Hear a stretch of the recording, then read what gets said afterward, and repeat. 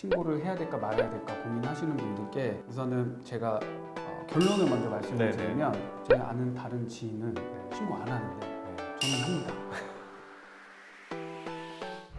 안녕하세요. 코옥TV의 유태진입니다. 오늘은 천지세무법인의 임승우 세무사님 모셨습니다. 어서 오세요. 네, 반갑습니다. 네, 새신랑 되셨죠?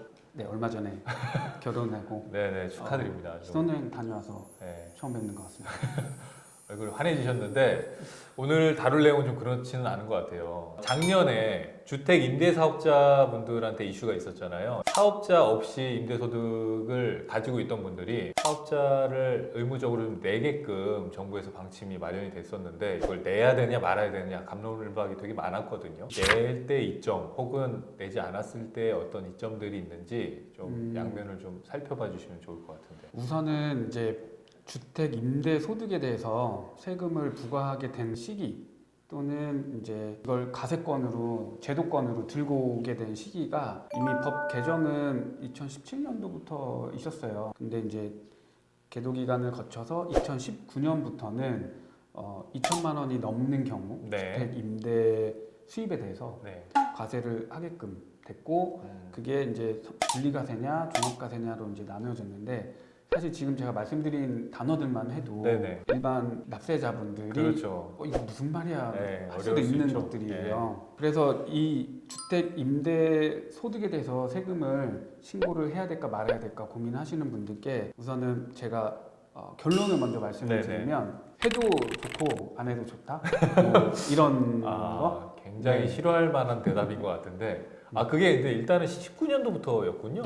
2019년부터는 주택 임대 수입이 2천만 원이 넘어가는 경우에는 분리과세로 무조건 신고하게끔 됐고 그 이후로부터 2020년부터는 이제 내가 분리과세를 할지 내 다른 소득과 종합 합산해서 신고를 할지를 법으로는 의무화를 뒀죠. 그래서 그거에 대해서는 이제 의무적으로 신고를 해야 되는데 저도 실무에서는 지금 방금 말씀해주신 등록을 해야 되냐 말아야 되냐 이거부터 해가지고 유불리를 이제 저한테 많이 여쭤보셨어요.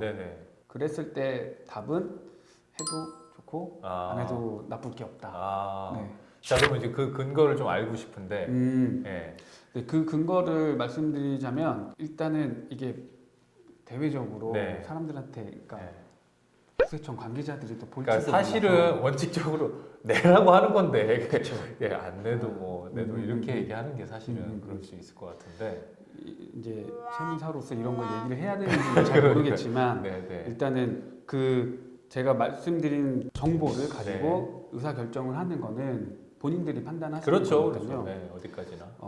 우선은 등록을 해야 되는 건 법상 의무화가 되어 있어요. 내가 거주하는 주택 말고 내가 추가로 한 채를 더 보유해서 거기서 임대를 주고 있고 거기서 수입이 발생한다면 거기에 대해서는 사업자 등록을 의무화시켰고요. 그 수입 금액이 연간 2천만 원이 넘냐 안 넘느냐에 따라서 신고 방법이 이제 달라지는 거죠. 이거는 법으로 의무화가 됐고 그러면 의무니까 다 해야 되는데 안 했을 시에는 어떻게 되느냐? 불이익은 당연히 있죠. 임대 사업자 등록을 이행하지 않음으로써 발생한 1차적인 불이익은 거기서 발생한 수익 금액이 있을 거 아니에요? 예를 들면 뭐 계산하기 쉽게 월 100만 원씩 월 100만 원, 연 1200만 원? 그거에 대한 수익 금액을 사업자 등록을 안 했을 때는 0.2%의 미등록 가산세가 있어요. 그거 0.2% 가산세야 뭐 어디에도 붙는 건데 1200만 원에 0.2%면 24,000원인데 24,000원 내가 더 낸다고 해서 내 삶이 세금 폭탄으로 인해서 무너지는 건 아니잖아요. 전혀 아니죠. 그죠? 근데 여기서부터 출발을 하게 되는 거예요. 그러면 내가 등록을 안 했고 신고를 안 했을 시에 일단은 1,200만 원이라고 했을 때는 수입 금액 자체가 되게 작은 규모에 들어가는 거예요. 그래서 거기에서 추가로 국세청에서 추징해서 가져갈 세금이 사실 뭐 가성비 안 나온다고 말할 수 있는 정도인 거죠. 그렇죠. 지금 국세청 시스템이 워낙에 잘 정비가 돼서 이 주택 임대 사업자에 대한 모든 과세 자료를 다 가지고선 그거를 전산화로 자동화가 된다고 한다면 수고 없이 추징해 갈 수 있겠지만 아직 주택 임대 사업과 관련된 세금 시스템이 제가 봤을 때는 완벽하게 다 자동화가 되었다고 보지는 않아요. 국세 공무원분들이 다 하나하나씩 체크를 해야 된다라고 저는 생각하고 있거든요. 아직 들어가 보진 않았지만. 그래서 거기서부터 시작한다면 네. 미등록했을 때 나중에 걸렸을 때 내는 가산세 0.2%. 우리가 예를 들면 1,200만 원에 0.2면 24,000원. 네. 일단 이거 내고 시작하는데 네. 낼 수 있죠. 24,000원 되겠죠. 24,000원 내고 그럼 1,200만 원에 대한 이제 내 소득세를 낼 때 네. 일단 미등록 시에는 1,200만 원의 50%를 일단 공제로 빼줘요. 그러면 600만 원 남잖아요. 네네. 200만 원 또 소득 공제로 또 빼주거든요. 그럼 600만 그건 원. 왜 빼줘요? 주택 임대 사업자에 대한 소득 공제. 아, 소득 기본 공제가 공제죠. 200만 원으로 이렇게 정해져 있는 네네네. 거고. 네. 그걸 빠지면 400만 원이 남고 네. 거기에 15.4를 내요. 그러면 대략 한 66만 원 내는 거죠. 네네. 거기에 가산세, 네. 미신고에 대한 가산세, 납부불성실에 대한 가산세 이거를 합쳐보면 언제쯤 그 국세청에 걸려 적발이 네, 돼서 네. 내가 세금을 토해내는 여부에 따라 시기에 따라서 좀 다를 수 있지만 가산세는 다를 수 네. 있겠지만 그게 많다고 봐도 5년 뒤에 다 5년 만에 걸렸다고 하더라도 이게 100만 원이 넘을까라고 생각은 해요. 물론 이제 다른 소득이 있어서 세율 자체가 높아지면 문제겠지만 분리과세로 1,200, 2,000만 원 미만이면 100만 원도 안 나올 거고 그러면 내가 미리 자진해서 60만 원의 세금을 내느냐 걸려서 내느냐 차이란 말이죠. 네네네. 그랬을 때는 뭐 판단은 각자의 그쵸. 몫이지만 각자의 몫인데 네네. 네. 웃음이 나네요 일단은. 네, 네, 네. 제가 거기서 어떻게 말을 네, 할 네, 네. 조심스러운데 네네. 그렇군요. 그러다 보니까는 이제 실무에서는 네. 제가 그랬다는 건 아니고 네. 이제 저한테 신고를 의뢰하려고 오시는 분들이 네. 간혹 이런 얘기를 하세요. 네. 제가 아는 다른 지인은 네. 신고 안 하는데 네. 저는 합니다.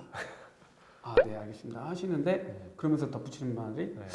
근데 왜 안 걸릴까요? 아, 그치. 이 얘기를 억울할 하시는 수 거예요. 있죠. 그쵸. 네. 성실하게 본인은 자진 납세해서 네, 네, 네. 세금 다 냈는데 네. 그걸 아예 신고도 안 하고 네. 안 내는 사람들은 네. 그냥 뭐 탈세를 하고 계시는 거잖아요. 네네네. 근데 보면은 아까 이게 시스템이 네. 완벽하게 자동화가 되지 않았기 때문에 아직은 네. 국세 공무원이 그 뭐 적으면 적지만 많으면 많다고 할 수 있는 그 100만 원 가량의 세금을 추징하기 위해서 그 납세자하고 시시비비를 하는데 쉽게 말해 인건비가 좀 안 나올 수 안 있다.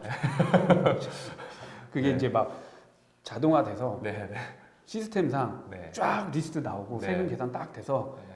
공무원분이 그냥 전송만 네. 안내 문자만 보내갖고 음. 막 다 추징해 간다면 음. 그거는 할 수 있겠지만 음. 하나하나 다 따지고 계산해봐야 된다고 네. 하면은 사실 좀 어느 정도 네. 예, 한계가 있지 않을까라는 생각이 네, 드네요, 네, 네. 그죠?